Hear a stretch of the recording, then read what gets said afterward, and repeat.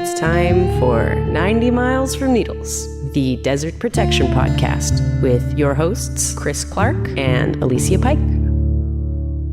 Hey, welcome to a special episode of 90 Miles from Needles, the Desert Protection Podcast. This is Chris Clark. There was an announcement yesterday, January 17th, 2023, on the email list of the Desert Fishes Council that renowned fisheries biologist Phil Pister had died a few days ago. Phil lived to a ripe old age, and that long life was filled with study of many different species of fish in the desert, including the Owens pupfish, which wouldn't be around today if it wasn't for him. Phil is responsible for inculcating appreciation of desert fishes in quite a few generations of people, not only fisheries biologists or biologists in general, but just people who are infatuated with the natural world, as he was.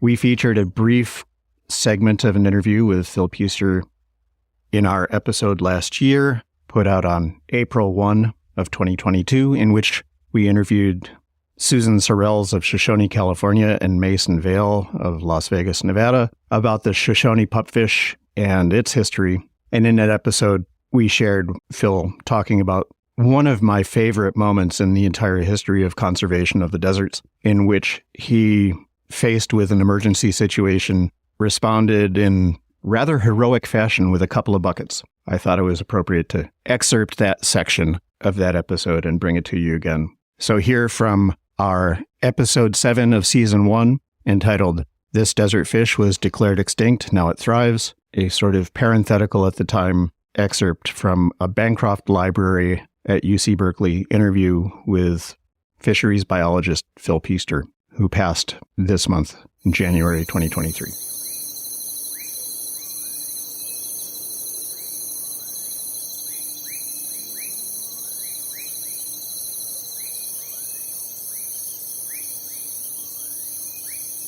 Let's break away for just a minute here and talk about Phil Pister, who worked as a fisheries biologist for the agency then known as the California Department of Fish and Game.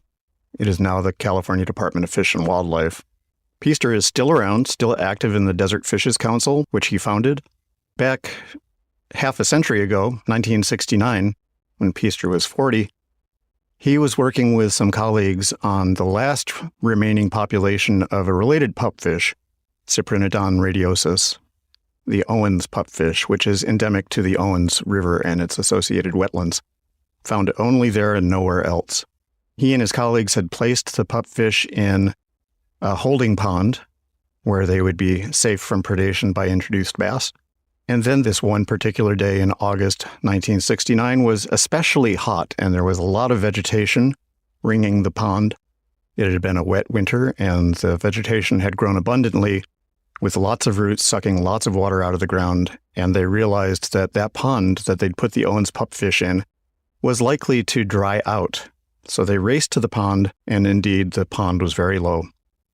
They caught all the fish, moved them to a second pond nearby that had deeper water in it, and then Pister suggested that his friends go into town, grab something to eat, said he'd meet them there later, was getting ready to go, but it turned out that second pond had extremely low levels of dissolved oxygen, which fish need to survive. And we'll let Pister take the storytelling from here. From an interview with the Oral History Project of the Bancroft Library at UC Berkeley.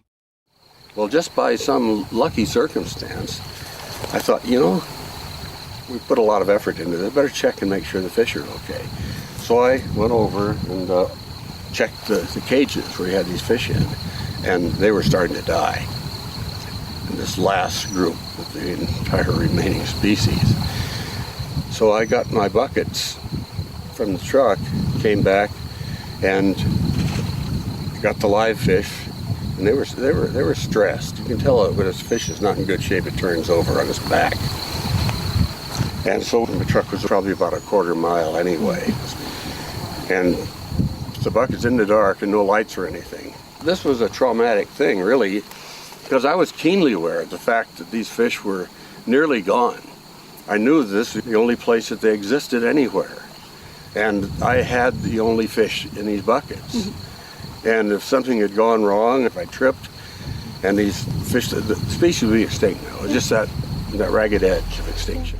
The story of Pister as a relatively young man carrying buckets full of every last individual of an entire species across uneven terrain in the dark, terrified that if he slipped or stepped in a gopher hole or had some other mishap, that there would be an extinction on his conscience, and nonetheless making it to the truck, saving the fish, which still survive to this day, is a story of the kind of quiet heroism that I think a lot of us could emulate. It's one of my favorite stories that comes out of the California conservation movement, and I'm glad to share it here again, with thanks to the Bancroft Library for the use of the material.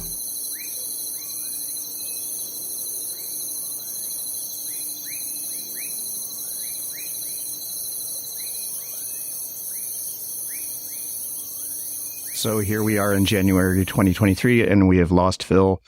But I gotta say, may we all live lives that are that full of purpose and that effective and that closely intertwined with the natural world. Thank you, Phil, for everything you've done. And thanks to the Desert Fishes Council for letting us know.